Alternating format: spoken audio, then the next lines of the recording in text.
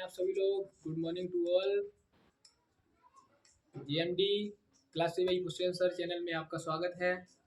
तो देखिए आज हम बात करेंगे क्लास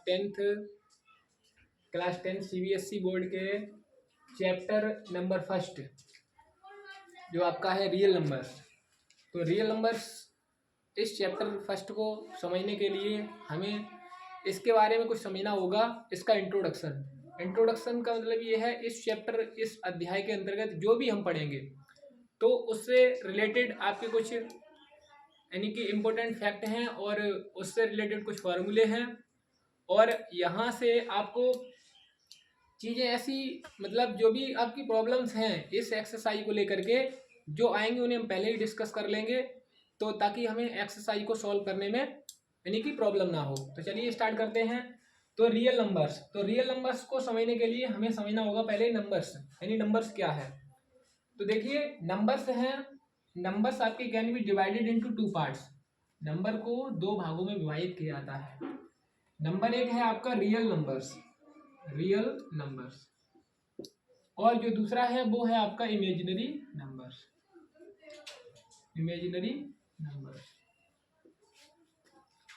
तो जो रियल नंबर और ये दूसरा है इमेजिनरी नंबर। तो इमेजिनरी नंबर है इसे समझेंगे हम थोड़ा। तो इमेजिनरी नंबर ऐसे कहते हैं काल्पनिक संख्याएं। काल्पनिक संख्याओं का मतलब ये है यानी कि इनकी सिर्फ हम कल्पना कर सकते हैं लेकिन ये रियलिटी में ये नंबर्स नहीं होते।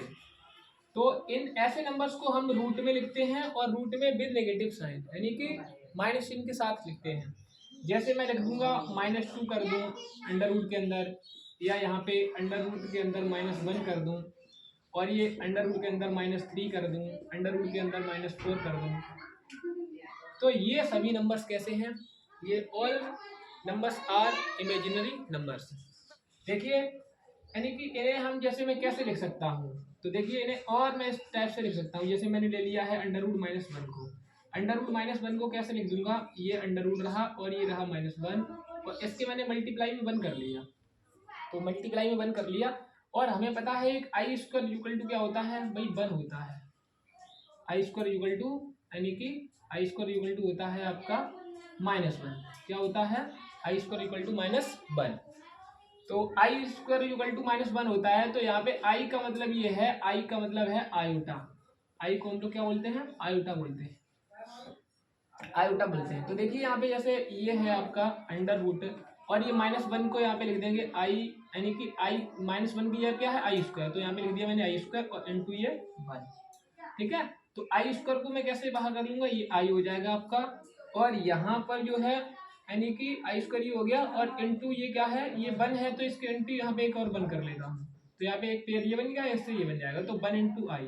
तो ये क्या हो जाएगा आपका अंडर रूट 1 बराबर हो जाएगा ये, यानी आई का 1 में करेंगे तो ये आई ही हो जाएगा। कितना हो जाएगा? आई हो जाएगा। तो यहाँ पे अंडर रूट -1 और इसे कैसे लिख सकते हैं? आई लिख सकते हैं। ऐसे मैं ऐसे ले लूंगा यानी कि अंडर रूट और ये -4 है, ये अंडर रूट और ये -4। तो अंडर रूट -4 को क्या करूंगा, ये -4 इंटू 1 कर लिया यहाँ पे मैंने। अब यहाँ पे क्या किया, इंटू 1 कर लिया और ये -4 है माइनस यानी कि एक काम किया मैंने, इस माइनस साइन को 1 के साथ दे दिया। तो यहाँ पे 4 कर दिया इंटू और ये -1 कर दिया। तो ये 4 इंटू और ये -1 की जगह क्या रख दूंगा, आई स्क्वायर रख दूंगा और ये कितना हो जाएगा, जैसे इसे बाहर निकालूंगा अंडर रूट 4 को तो ये 2 हो जाएगा और ये आई स्क्वायर को बाहर निकालूंगा तो आई हो जाएगा।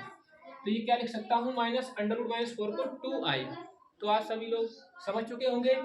देखिए तो ये यानी कि जितने भी ये नंबर हैं, जितने भी ये सारे नंबर हैं ये विद नेगेटिव साइन के हैं। ये सभी नंबर होते हैं आपके इमेजिनरी नंबर होते हैं जो नेगेटिव साइन के हों और अंडर रूट के अंदर हों।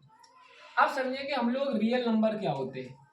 तो रियल नंबर यानी कि ये जो इमेजिनरी नंबर हैं इनको छोड़ करके दुनिया के जितने भी नंबर हैं वो सारे रियल नंबर हैं। वो सारे कैसे नंबर हैं? रियल नंबर हैं। ठीक है, इसके बारे में थोड़ा सा और समझेंगे।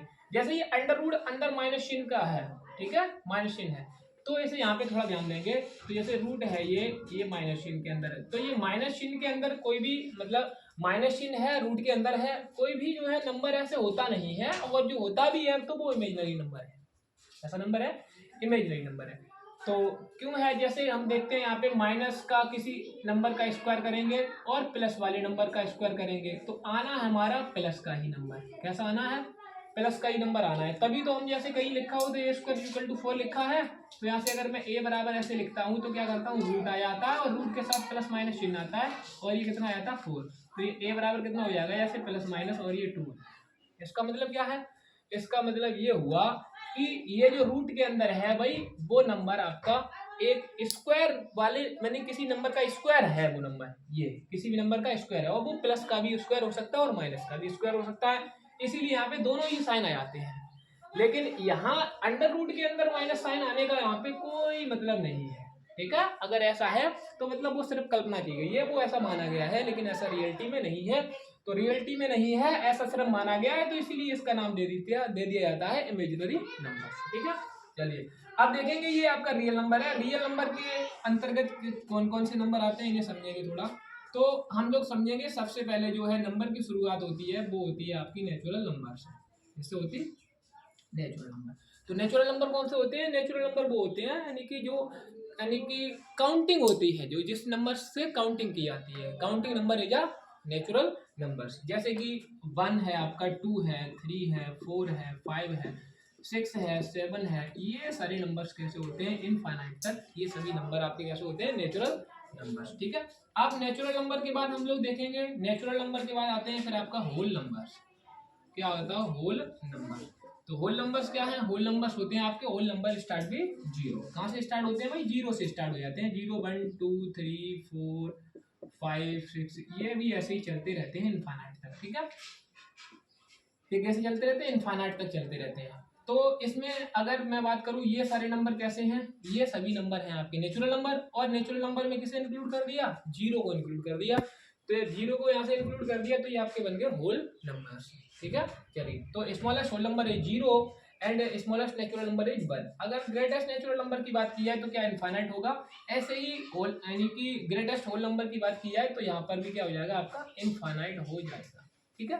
चलिए आप देखेंगे नेक्स्ट, आपने देखा अब नेक्स्ट हम लोग पढ़ेंगे इवन नंबर। क्या पढ़ेंगे, इवन नंबर, ठीक है। इवन नंबर, इवन नंबर वो कहते हैं सम संख्याएं। इवन नंबर जो होते हैं वो कैन बी यानी completely divide by 2, complete divide by 2। जो नंबर 2 से पूरी तरह से विभाजित हो जाएं, किससे कट जाए, 2 से कट जाए, वो नंबर आपके होते हैं इवन नंबर। जैसे 2 है, 4 है, 6 है, 8 है, ये सारे नंबर कैसे होते हैं, इवन नंबर होते हैं। और आपके ऑड नंबर कौन से होते हैं, ऑड नंबर्स। तो ऑड नंबर्स वो नंबर्स होते हैं यानी कि जो 2 से कम्प्लीटली डिवाइड ना हो। जैसे 1 है आपका, 3 है, 5 है, 7 है, 9 है, ये सारे नंबर कैसे हो गए आपके ऑड नंबर हो गए, ठीक है।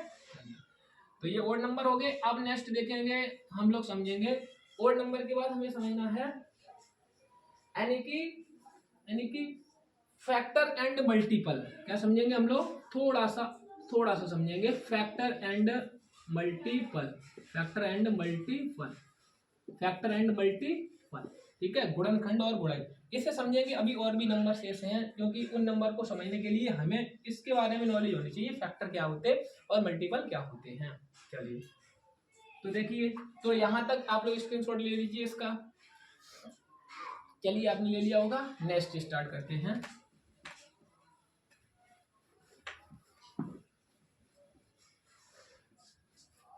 देखिए तो हम लोग समझ रहे थे फैक्टर एंड मल्टीपल, फैक्टर और मल्टीपल, फैक्टर एंड मल्टीपल कैसे बोलते हैं, गुणनखंड और गुणज, गुणनखंड और गुणज।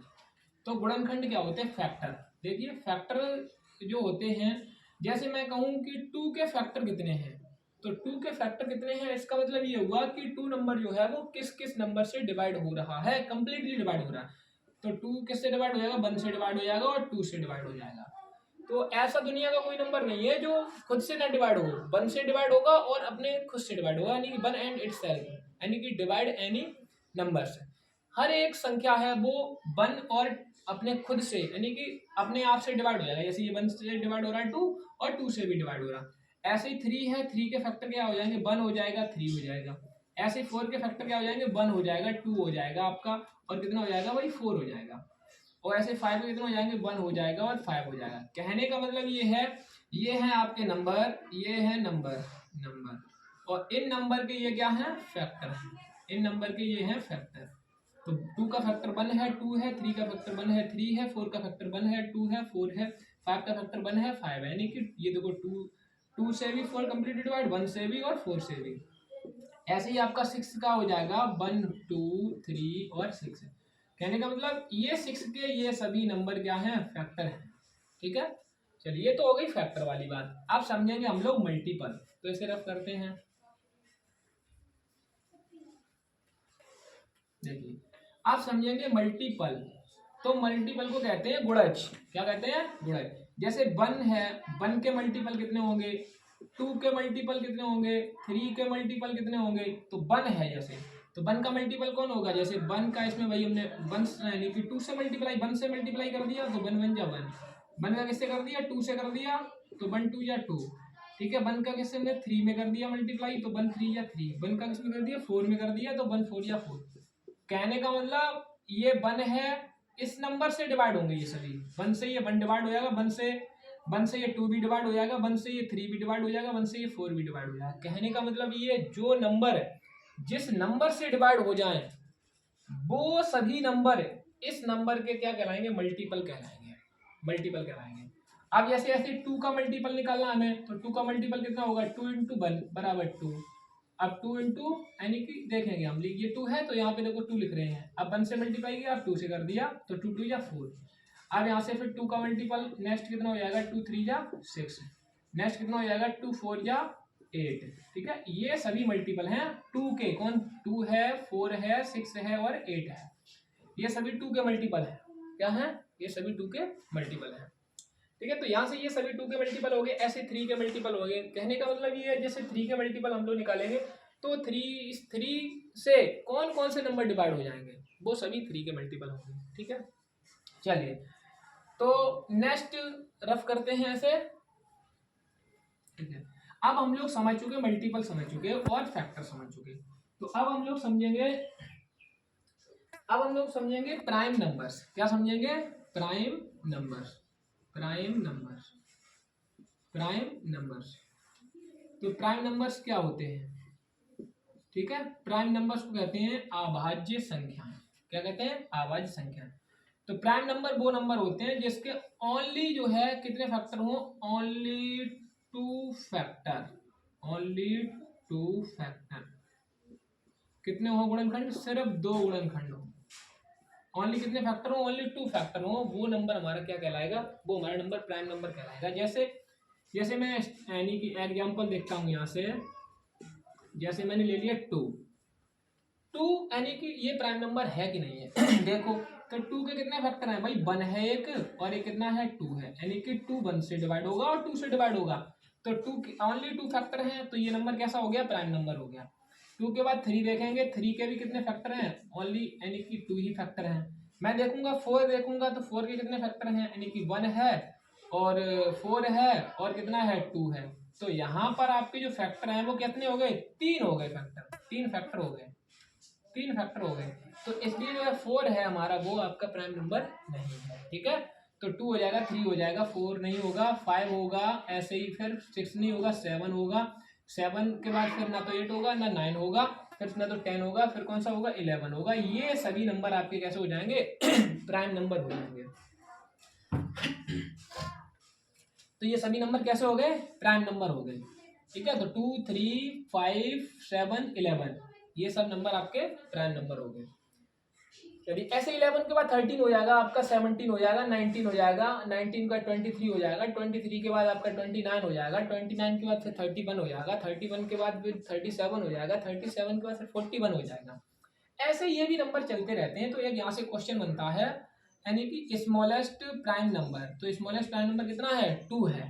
अब आप कहोगे सर 1 क्यों नहीं है, तो 1 तो हमारे प्राइम नंबर है ही नहीं, क्योंकि 1 यानी कि ना तो प्राइम नंबर है और ये ना ही कंपोजिट नंबर है। ठीक है, ना तो भाज्य संख्या और ना ही अभाज्य संख्या है। ठीक है, क्योंकि 1 का फैक्टर ओनली 1 ही होता है सिर्फ, और हम जबकि बड़े हैं प्राइम नंबर में फैक्टर कितने होने चाहिए, मिनिमम, यानी मिनिमम क्या, ओनली 2 फैक्टर होने चाहिए। कितने होने चाहिए, ओनली 2 फैक्टर। चलिए अब आगे बात करते हैं। अब हम लोग समझेंगे प्राइम नंबर के बाद कंपोजिट नंबर। क्या समझेंगे? Composite number.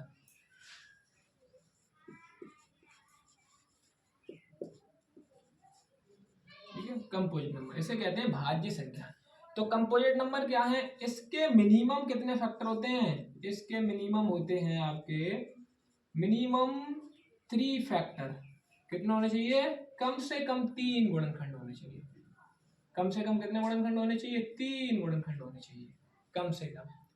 3 गुणनखंड अगर नहीं होंगे तो वो हमारा नंबर जो है कंपोजिट नंबर नहीं होगा। कम से कम 3 हो, ज्यादा हो 4 हो 5 हो तो कोई दिक्कत नहीं उसमें, यानी कि मिनिमम 3 फैक्टर्स होने चाहिए। जैसे मैं बात करूं, आपका पहला ही नंबर है 4।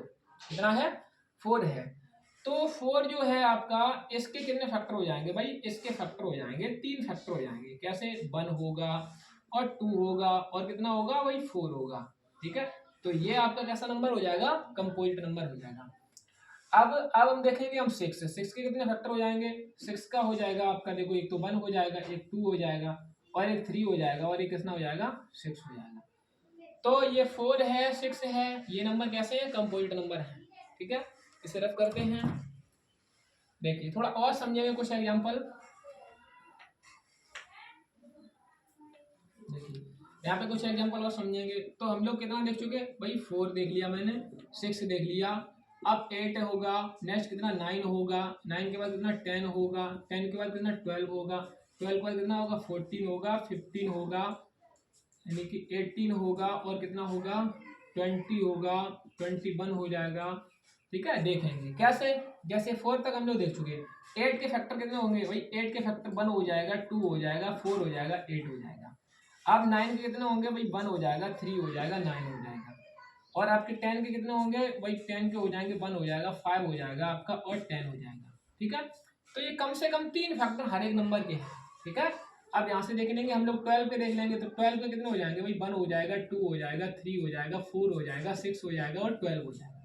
ठीक है, तो 1 2 3 4 5 6, यहाँ पे 6 फैक्टर आ गए 12 के, तो कोई दिक्कत नहीं। यानी कम से कम कितने होने चाहिए? 3 होने चाहिए कम से कम, ज्यादा से ज्यादा कितने भी हो कोई दिक्कत नहीं। वो सारे नंबर आपके क्या कहलाएंगे? कंपोजिट नंबर कहलाएंगे। चलिए, तो आप सभी लोग समझ चुके होंगे। नेक्स्ट आगे बढ़ते हैं। तो देखिए अब हम लोग समझेंगे, यहाँ से हम लोग समझ चुके प्राइम नंबर, समझ चुके कंपोजिट नंबर समझ चुके। ठीक है, अब हम लोग समझेंगे को प्राइम नंबर्स। क्या समझेंगे? को प्राइम नंबर्स। तो को प्राइम नंबर्स देखिए, तो को प्राइम नंबर क्या होते हैं? जैसे ये यहाँ पे को वर्ड जो लिखा है, को वर्ड अपने आप में क्या बताता है? एक पेयर को बताता है। कैसे बताता है? पेयर को बताता है, एक पेयर को। पेयर का मतलब होता है जोड़ा। क्या होता है? जोड़ा, या इसे हम युग्म भी कहते हैं। क्या कहते हैं? युग्म कहते हैं। ठीक है, मतलब ये दो को लेके बताता है। जोड़ा तो 2 का ही होता है। तो को प्राइम नंबर होंगे वो सब होंगे, कैसे होंगे भैया? ये सभी नंबर आपके होंगे जोड़े के अंदर। जैसे मैं लिख दूं 2 लिख दूं और क्या लिख दूं? 5। ठीक है, एक जोड़ा ये हो गया और दूसरा जोड़ा ये है, यानी कि जैसे मैंने लिख दिया 5, यानी कि यहाँ पे लिख दो 7 लिख दो और यहाँ पे मैंने लिख दिया 12 ही लिख दिया मान लो। ठीक है, तो ये सब ये देखो पेयर में है, यहाँ भी पेयर में है। ठीक है, क्योंकि 2 नंबर यहाँ पे हैं 2 और 5, और यहाँ पे भी 7 और 12 नंबर है। तो अब ये पेयर में होने के साथ साथ एक कंडीशन और होती है कि इनका जो एचसीएफ है वो होना चाहिए भाई 1। कितना होना चाहिए? 1 होना चाहिए। इनका एचसीएफ कितना होना चाहिए? इनका एचसीएफ 1 होना चाहिए। अभी हम आपको समझाएंगे एचसीएफ क्या होते हैं। ठीक है, कैसे निकालते हैं एचसीएफ को। इसका भी एचसीएफ कितना होना चाहिए? 1 होना चाहिए। तो इनका है भी एचसीएफ 1। तो 2 और 5 इनका एचसीएफ 1 है, 7 और 12 का एचसीएफ 1 है। तो यहाँ पर ये नंबर आपके ये 2,5 और 5,12 ये नंबर कैसे हो जाएंगे? ये नंबर आपके हो जाएंगे यानी कि को प्राइम नंबर्स। क्या हो जाएंगे? को प्राइम नंबर हो जाएंगे। ठीक है, चलिए, तो यहाँ पर ये को प्राइम नंबर हो गए। अब हम लोग को प्राइम नंबर भी समझ चुके हैं। अब ऐसे और भी नंबर हो सकते हैं। तो यहाँ पे आप देख रहे होंगे, देखो ये 2 और 5 है, ये कैसे नंबर हैं? ये आपके प्राइम नंबर्स हैं। और प्राइम नंबर्स ये को प्राइम नंबर भी है। 7 और 12 है, ये कैसे? ये तो 7 आपका यानी प्राइम नंबर भी है, ऑड नंबर भी है, और आपका यानी कि नेचुरल नंबर भी है और होल नंबर भी है। और ये आपका क्या है? 12 है। 12 आपका क्या है? यानी कि नेचुरल नंबर भी। नेचुरल नंबर तो यानी कि 0 को छोड़ के सभी नंबर जो है आपके वो नेचुरल नंबर होते हैं। ठीक है, जो काउंटिंग नंबर होते हैं जितने भी, वो सब नेचुरल नंबर होते हैं 0 को छोड़ के। ठीक है, तो ये आपका मतलब ये है कि को प्राइम नंबर्स में हम जो है यानी कि ऐसे सब नंबर को इंक्लूड कर लेंगे जिनका HCF कितना होता होगा 1 होता होगा, ऐसे सब नंबर को इंक्लूड कर लेंगे। ठीक है, चलिए अब समझते हैं आगे। तो कोप्राइम भी नंबर समझ चुके हम लोग, अब आगे देखेंगे। अब समझेंगे हम लोग इंटीजर्स और समझेंगे। क्या समझेंगे? इंटीजर्स क्या होते हैं, इंटीजर्स। ठीक है, इंटीजर्स। ठीक है, इन्हें बोलते हैं भाई, इन्हें बोलते हैं, क्या बोलते हैं ना, इन्हें बोलते हैं पूर्णांक। क्या बोलते हैं? पूर्णांक बोलते हैं। तो पूर्णांक जैसे ये रही आपकी लाइन, क्या रही है? लाइन है। लाइन का मतलब ये होता है, ये जो है दोनों ही डायरेक्शन में ये मतलब इनफाइनाइट लेंथ होती है इसकी, अनंत तक बढ़ती रहती है। और ये कैसी होती है? ब्रीदलेस होती है, इसकी कोई भी मोटाई नहीं होती है। ठीक है, तो इस पे मैंने क्या दिखा दिया भाई, इस पे मैंने जो है यहाँ पे कोई नंबर दिखा दिए। यहाँ पे ये 0 मान लिया बीच में, और इधर का मान लिया, ऐसे करके मैंने ये बना दी। ये यूनिट डिस्टेंस होती है। यूनिट डिस्टेंस का मतलब है कि यहाँ पर कुछ भी हम यूनिट ले सकते हैं, जैसे सेंटीमीटर ले लूँ या मतलब जो है मीटर ले लूँ, या यानी कि किलोमीटर ले लूँ, हेक्टोमीटर ले लूँ, डेकामीटर, जैसी भी मुझे नीड होती है यहाँ पे, वैसे ही मैं इनको जो है यूनिट में ले लेता हूँ। बट ये है कि यहाँ पर इनकी जो यूनिट स्पेस होती है, जो यहाँ पे जो दूरी होती है इनकी डिस्टेंस की, वो इक्वल होती है। इक्वल डिस्टेंस एनी वियर, यानी कि हर जगह कैसी होती है? डिस्टेंस सेम होती है। तो यहाँ पे ये 1 है, ये आपका 2 है, 3 है, 4 है। इस इधर की डायरेक्शन के जो इंटीजर्स होते हैं वो कैसे होते हैं? पॉजिटिव होते हैं। पॉजिटिव होते हैं। इधर के जो है सब कैसे होते हैं भाई? पॉजिटिव होते हैं। ठीक है, पॉजिटिव। और इधर के कैसे होते हैं? ये सब होते हैं इधर के निगेटिव। ठीक है, इधर के। तो यहाँ पे ये -1, -2, -3, -4, -5। ठीक है, ये सभी नंबर कैसे हो गए आपके? ये सभी नंबर आपके हो गए, यानी कि इधर वाले पॉजिटिव इंटीजर्स और इधर वाले negative integers.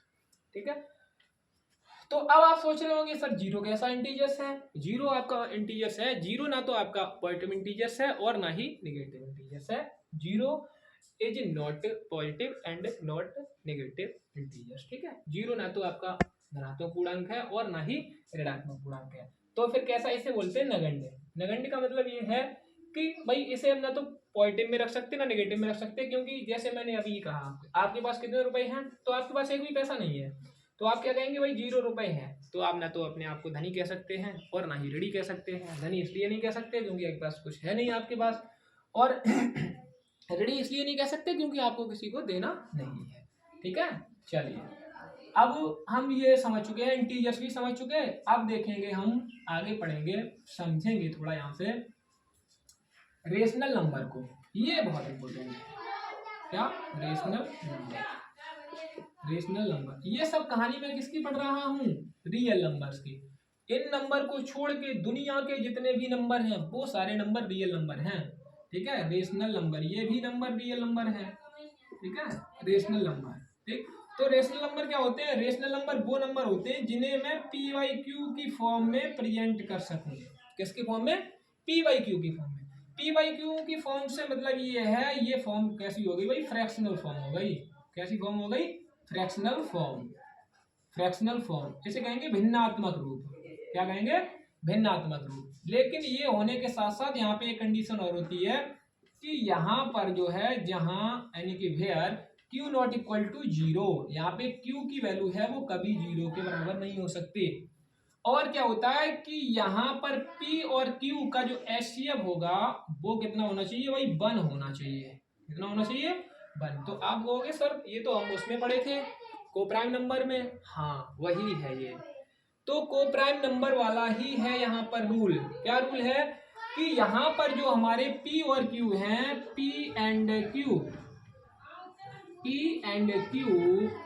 Are coprime number. कैसे नंबर है ये? कोप्राइम नंबर है, आर कोप्राइम नंबर। ठीक है, कहने का मतलब ये ऐसी संख्याएं हैं जिनका HCF कितना होगा भाई? 1 होगा। कितना होगा? 1 होगा। जैसे मैं एग्जांपल को दिखा दूं, यहाँ पे समझेंगे हम लोग ऊपर एग्जांपल। जैसे एग्जांपल यहाँ समझेंगे भाई रेशनल नंबर के। जैसे मैंने कह दिया 1/2, तो सर ये रेशनल नंबर है? बिल्कुल नंबर है रेशनल भाई। ये P है और ये क्या है? Q है। और यहाँ पे Q नॉट इक्वल टू क्या? 0 भी है, क्योंकि यहाँ पे Q की वैल्यू है वो 0 के बराबर नहीं है। ठीक है, और 1 और 2 का HCF भी कितना होगा भाई? 1 और 2 का HCF भी कितना है? 1 है। ठीक है, अब इसका सेकंड एक और एग्जांपल समझेंगे। जैसे मैंने कह दिया आपसे, लिखा सर ये 0 है, तो 0 क्या आपका नेचुरल नंबर होगा? जी हाँ, बिल्कुल होगा 0 नेचुरल नंबर। वो सॉरी जीरो आपका रेशनल नंबर होगा। कैसे होगा देखिए, यानी कि ये जीरो है, इसके नीचे भाई बंद कर लिया तो ये क्या हो गया पी और ये क्या हो गया क्यू। तो यहाँ पे Q not equal to zero, ये भी कंडीशन ठीक है भाई। और जीरो वन का एचसीएफ भी कितना होगा भाई, वन ही होगा। कितना होगा, वन ही होगा। क्यों होगा वन, क्योंकि जीरो और वन में कोई कॉमन फैक्टर है ही नहीं वन के अलावा, तो यहाँ पे वन हो जाएगा। तो Q और यहाँ पर Q not equal to zero, ये Q की वैल्यू जीरो नहीं होनी चाहिए, P जीरो है यहाँ पे, उससे हमें कोई दिक्कत नहीं है। ठीक है, तो ये आपके 1.2 है, जीरो है, या कोई और नंबर है जैसे मैं 5 कह दूं, तो ये आपके सभी नंबर कैसे हो गए भाई, रेशनल नंबर हो गए। कैसे हो गए नंबर, ये रेशनल नंबर हो गए। ठीक है, चलिए आप देखते हैं आगे, समझते हैं, इसे रफ करेंगे। ठीक है, चलिए से रेशनल नंबर समझ चुके हैं हम लोग। अब हम लोग समझेंगे irrational number. Irrational number, irrational number. ठीक है, इरेशनल नंबर, इरेशनल नंबर क्या होते हैं भाई, इन्हें कहते हैं अपरमेय संख्या। अपरमेय संख्या, अमीश नहीं और परमेय मतलब परमेय, जो संख्या परमेय न हो, परमेय ना हो, जो परमेय ना हो वो संख्या कैसी होती है, अपरमेय संख्या होती। लेकिन यहाँ पर भी कुछ कंडीशंस हैं आपकी, देखिए वो क्या कंडीशन है। जैसे इन्हें तो जनरली जो है रूट की फॉर्म में लिखा जाता है। किसकी फॉर्म में लिखा जाता है, रूट की फॉर्म में, यानी कि ज्यादातर ये रूट की फॉर्म में देखने को मिलती है। जैसे मैंने कहा ये अंडर रूट 2 है, और ये अंडर रूट 3 है, और ये अंडर रूट 5 है, और ये अंडर रूट 7 है, अंडर रूट आपका 8 है। ठीक है, ये भी आ जाएगा इसके अंतर्गत। और अंडर रूट आपका 9 नहीं आएगा, अंडर रूट कितना हो जाएगा भाई, अंडर रूट 10 भी हो जाएगा। ठीक है, तो ये सभी नंबर कैसे हैं, ये सब नंबर इरेशनल नंबर है। कैसे, और यहाँ तक पाई भी है आपका इरेशनल नंबर, इसकी अभी मैं बात करूंगा। ठीक है, कैसे है ये इरेशनल नंबर, देखिए तो ये अंडर रूट 2 है, अंडर रूट 2 को मैं बाहर नहीं निकाल सकता हूँ, क्योंकि यहाँ पर जो 2 नंबर है वो नंबर एक परफेक्ट स्क्वायर नहीं है, परफेक्ट स्क्वायर नहीं है। इस रूट के अंदर जो नंबर परफेक्ट स्क्वायर नंबर नहीं होगा, तो ऐसे सब नंबर आपके कैसे हो जाएंगे, इरेशनल नंबर हो जाएंगे। अंडर रूट 3 भी, अंडर रूट 5 भी, अंडर रूट 7 भी, अंडर रूट 8 भी। अब यहाँ पे सोच रहे होंगे सर इससे मैं कुछ कर सकता हूँ, बिल्कुल कर सकते हो आप इतना कर सकते हो, सिर्फ 4 इंटू 2, तो 4 इंटू 2 यानी कि 4 को मैं बाहर निकालूंगा 2 के रूप में, और ये जो 2 है ये अंडर रूट में ही रहेगा। तो आप देखेंगे यहाँ पर रूट 2 है और यहाँ पर भी ये रूट 2 है, तो ये अंडर रूट 2 का मल्टीप्लाई करता हूँ मैं एक 2 में, यानी 2 तो रेशनल नंबर है, तो 2 में जब किसी इरेशनल नंबर का इरेशनल नंबर में मल्टीप्लाई करेंगे तो वो हमेशा कैसा होगा भाई, इरेशनल नंबर ही होगा। कैसा नंबर होगा, इरेशनल नंबर होगा। किसी रेशनल नंबर का इरेशनल नंबर में मल्टीप्लाई करें तब भी इरेशनल नंबर, किसी इरेशनल नंबर का अगर मैं इरेशनल नंबर में मल्टीप्लाई करूं तब भी इरेशनल नंबर, और किसी जो है यानी कि रेशनल का इरेशनल से करूं, इरेशनल का रेशनल से करूं, या किसी रेशनल का रेशनल में करूं, तब भी हमारा जो रिजल्ट होगा वो क्या होगा भाई, इरेशनल नंबर ही होगा। लेकिन एक बात समझेंगे, जैसे यहाँ पे हमने एक बात कही, किसी इरेशनल का इरेशनल नंबर में मल्टीप्लाई करें, अगर यहाँ से अगर आप सेम नंबर लेंगे, सेम नंबर का मतलब ये मैंने ले लिया भाई रूट 5, अब रूट 5 का मैं रूट 5 में ही मल्टीप्लाई कर दूं, तो अब आप कहोगे सर ये तो यहाँ पे तो सर 5 आ रहा है, तो यहाँ 5 तो आ रहा है, लेकिन एक बात समझो, यहाँ पे जो इरेशनल नंबर है ये भी इरेशनल नंबर, यहाँ पर जो नंबर है वो कैसे हो गए भाई, सेम नंबर हो गए। कैसे नंबर हो गए, तो सेम नंबर। तो हम ये भी जान गए कि अगर सेम इरेशनल नंबर का मल्टीप्लाई करेंगे तो हमारा रिजल्ट कैसा आएगा, रेशनल नंबर आएगा। कैसा आएगा, रेशनल नंबर आएगा। ठीक है, इतनी बात आप लोग समझ चुके होंगे। अब देखेंगे ये पाई है, पाई की वैल्यू आपने पढ़ी होगी भाई, कितनी होती, 22/7। ठीक है, तो ये जो वैल्यू है 22/7, ये कोई एग्जैक्ट वैल्यू नहीं है, क्योंकि इसका जब मैं मान निकालता हूँ 22/7 का, वो आता है 3.14, यानी ऐसे करके कुछ आएगा। इसको एक बार देख लेते हैं, 7 3 या 21 1 हो गया, और यहाँ पे अब 1 के बाद 0 बढ़ा लेंगे तो यहाँ पे कितना हो जाएगा, 10 हो जाएगा। 7 बन गया 7, और बचा कितना आपका, यानी कि 10 हो गया था, 3 बचा, और यहाँ पे कितना हो गया, यानी 30 हो गया। 7 4 जा 28, बचा कितना 2, और 7 2 जा कितना हो जाएगा भाई, 7 2 जा 14 हो जाएगा। ऐसे ही करके ये कुछ चलती रहेगी। लेकिन जो पाई की वैल्यू होती वो कितनी होती, 3.141, ऐसे कुछ आगे होती है, और ये भी कुछ आगे। तो यहाँ पर आप क्या देख रहे हैं कि 3 पॉइंट, यहाँ पे देखिए यहाँ तक तो सेम है कहानी, और लेकिन यहाँ पे 2 है और यहाँ क्या है, 1 है। ऐसे ही इनकी जो पॉइंट के बाद जो वैल्यू है यहाँ से वो चेंज होने लगती है। ठीक है, तो कहने का मतलब ये है कि जो पाई की वैल्यू है वो अप्रोक्स है 22/7। ठीक है, 22/7 अप्रोक्स वैल्यू लिखी गई है, ना कि ये एकदम क्लियर वैल्यू हो। हम लोग यही पढ़ते आए हैं अभी तक, 22 पाई की वैल्यू जो है 22/7 लगाते हैं, तो 3.142 है। और यहाँ पे देखेंगे इसकी जो है वो सॉरी यहाँ पे ये 22/7 की है, यहाँ पे ये 22/7 की वैल्यू ये है और पाई की वैल्यू ये है 3.141, ठीक है। तो पाई की वैल्यू इतनी है और यहाँ पर ये 22/7 की वैल्यू इतनी है, तो यहाँ से थोड़ा सा डिफरेंट है आपको। देखिए यहाँ पे 3, यहाँ पे ठीक है 0.14 यहाँ पे 2 है और यहाँ क्या है 1 है, तो यहाँ पे चेंजेस है, थोड़ा अंतर है, ठीक है। तो ये इनकी वैल्यू में थोड़ा सा डिफरेंट हो जाता है, ठीक है। तो इसलिए पाई हमारा कैसा नंबर है, वो इरेशनल नंबर है, और लेकिन जो 22/7 है इसकी वैल्यू है वो आपकी है रेशनल नंबर, ठीक है। चलिए तो यहाँ पे अब रफ करते हैं, आगे देखते हैं। तो यहाँ से आप लोग क्या समझ चुके हैं भाई, रेशनल नंबर समझ चुके, इरेशनल नंबर समझ चुके, और क्या समझ चुके, और बहुत कुछ आपने समझ लिया है, ठीक है। ये सब कहानी चल रही, रियल नंबर भी ये तो हम लोग समझ ही चुके हैं, ठीक है। अब यहाँ से आपका इरेशनल नंबर भी हो गया। अब हम लोग समझेंगे एलसीएम और एचसीएफ, एलसीएम एंड एचसीएफ, ठीक है। तो एलसीएम एंड एचसीएफ, एलसीएम को कैसे फाइंड करते हैं, एलसीएम की फुल फॉर्म होती है लीस्ट कॉमन मल्टीपल, अभी वही मल्टीपल जो हम लोग पढ़े थे, और हाईएस्ट कॉमन फैक्टर, वही वाला फैक्टर जो हम लोग सीख चुके हैं, ठीक है। चलिए इसे बोलते हैं लासा शॉर्ट में, इसे बोलते हैं मासा, लघुत्तम समापवर्तक एंड महत्तम समापवर्तक, ठीक है। चलिए तो एलसीएम होता है, इसे हम इसकी मेथड होती है सॉल्व करने की, ठीक है। इसकी एक तो मेथड होती है भाई फैक्टराइजेशन मेथड, फैक्टराइजेशन मेथड, ठीक है, फैक्टराइजेशन मेथड, ठीक है, जेसन मेथड है ना। और एक होती है आपकी क्या होती है, डिवीजन मेथड, क्या होती है, डिवीजन मेथड। और भी बहुत शॉर्ट मेथड होती हैं, लेकिन हम लोग इनसे ही हमारा काम चल जाएगा, ठीक है। चलिए डिवीजन मेथड, तो फैक्टराइजेशन मेथड की मैं बात कर लूँ तो यहाँ पे समझेंगे थोड़ा, जैसे मैंने दिया 2, 4, 6, इनका हमें एलसीएम निकालना, तो मैं कैसे निकाल लूंगा भाई, 2 का फैक्टर कर लूंगा 2 × 1, 4 का कर लूंगा कितना 2 × 2 × 1, 1 ना भी लिखो तब भी कोई दिक्कत नहीं, और 6 का कितना हो जाएगा 2 × 3 × 1, ठीक है। तो यहाँ से ऐसे करके, ठीक है। और यहाँ पे मैं लिख लूंगा एलसीएम, ठीक है, एलसीएम कैसे, तो यानी कि एलसीएम बोलते हैं लासा, ठीक है। तो हम बोलते हैं इसे लासा, लासा को हम बोलते हैं लाओ सभी, क्या बोलते हैं, लाओ सभी, मैं अपनी भाषा में बोलता हूँ इसे समझाने के लिए स्टूडेंट्स को। तो लाओ सभी क्या क्या वही सब लाना है, जो इसमें है वही तो लाएंगे हम सब, इसमें तीनों लाइनों में जो जो है उनको लाना है। तो सबसे छोटा क्या है, 1 है, तो भाई 1 को ले लिया पहले मैंने, कितना ले लिया 1 को। अच्छा अब देखेंगे 1 से बड़ा क्या है, 2 है, इसमें देखो 1 बार है, इसमें 2 बार है, इसमें 1 बार है, तो कोई दिक्कत नहीं, यहाँ जो ज्यादा बार होगा उससे उतनी बार लेंगे हम। 2 कितनी बार है, 2 बार है, तो 2 को मैंने 2 बार ले लिया। अब हाँ इंटू लगा दिया, यहाँ पे थोड़ा आगे जगह कम है, तो अब कितना बचा मेरा 3 बचा, कितना बचा 3 को भी ले लिया, 3 को भी ले लिया। अब इनमें ये देखना है हमें कि कोई ऐसा नंबर तो नहीं है जो यहाँ पे ना आया हो, 1 2 2 3, अच्छा सब नंबर आ गए, तो सब आ गए, तो समझो यही मेरा लासा है। तो 1 2 2 1 जा 2 और 2 2 जा 4 और 4 3 जा 12, कितना हो गया भाई, लासा हो गया हमारा 12, एलसीएम कितना हो गया 12।